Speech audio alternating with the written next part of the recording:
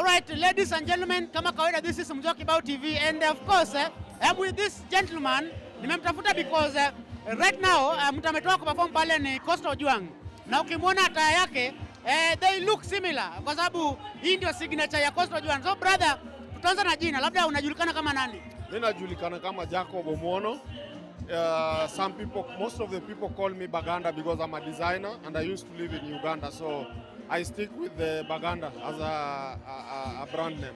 Uko based wapi? I'm based in Brussels, in Belgium. Yes. So you came all the way for this show ama umekuwa holiday? It will surprise you, but I came specifically for this show because I've been a fan of Musa Jakadala for a very long time. In the UK, when I was still living in the UK, in Europe when he comes to perform, and it's been almost 1 year I didn't attend any show, and I didn't want this special moment to pass me by, so I decided to find tickets and come and experience this thing with him. That's why it's called Kadala's experience. Exactly. Amazing sana. Now, hii dress yote, wewe ndio umetengeneza manani? Yeah, this is me. Mimi ndio nimetengeneza hii dress. I made it yesterday specifically for this show. You made it when you are coming or you made it here in Kenya? I made it here yesterday. Yeah. Because I'm most inspired by Costa Ojwang's dress code, and I find it something that is carrying our culture to another level. So I would like to maintain it too. You know, when we see Costa, we see him as a figure that we need to like imitate, right? So nikiona Costa Ojwang anavaa kitu kingine napenda, I tend to follow what is presenting to me. And what Costa Ojwang is presenting to me, manze, is something pure, clean, and natural. And all these are made by hand. They are handmade. The material is handmade, no machine. This is woven by hand. Yeah. Now, in normal price, how much does this cost? This material, 160 euros. Without, you can buy the material for 160 euros. So in Kenya shillings, you multiply that by 140. Yeah. And then you get the price. Now, when we were young, we used to watch these Vietnamese movies. Exactly. And what's the idea behind this? The Drunken Master.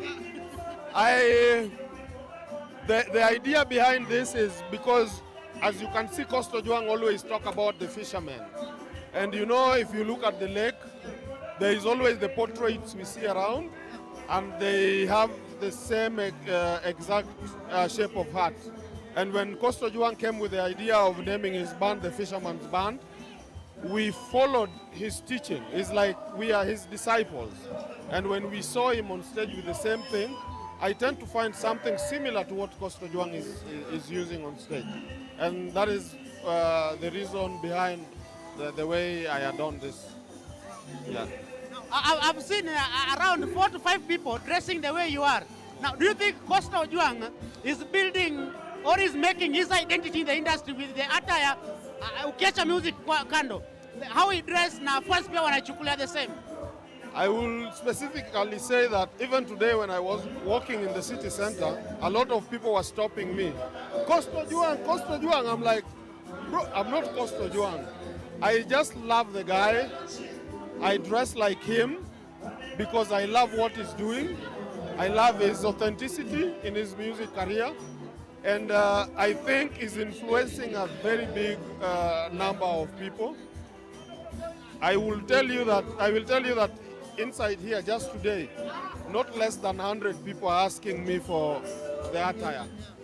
Yeah, and when I was sitting on the other side, people thought I was Costa Ojwang. So they approached me, they arrived, they're like, oh, you are not Costa Ojwang, but where can we get the same? So you see, it's having an influence to the culture now, to the music industry, and it's making waves.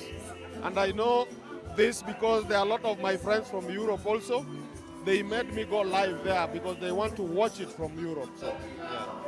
Now, while you were live, Costa Ojwang was performing. Yes. You as a fan, how was the performance? Breathtaking. It was breathtaking. It was magnificent. So I will not minus anything. I will give him 101% on his performance today. Yeah. What do you see in him? Maybe next year or 2 years to come? I think Costa Ojwang is already, if I was to think about where I see him, I think Costa Ojwang is already global. When you see him here, you might see him as Costa Ojwang, but Costa Ojwang is recognized outside Kenya. A lot of people are following Costa Ojwang. There are people sending screenshots everywhere saying, you see, I am number 266 of Costa Ojwang's fan list. So when you see him performing in Europe, we live in Belgium, but we fly to the UK just to see him perform. And I will say that Costa Ojwang is the only artist I see that has emerged performing live music outside Kenya, because most of the artists, they do playbacks. And Costa Ojwang is doing live music. And I am seeing him doing even much bigger shows than this one in the international platform. What do you think makes Costa Ojwang unique? He's real, he's authentic, he's raw. He's not sugarcoating anything. Costa Ojwang is himself. He's having the juogi. So I think with that, with no anything added to the soup, I think it's good. Yeah. Thank you so much, sir, and we're wishing you all the best. Now, next time when you're coming back, mi pia unishone kama hii. I will shonea you hii. Hata saa hii ukimaliza na kupatia card.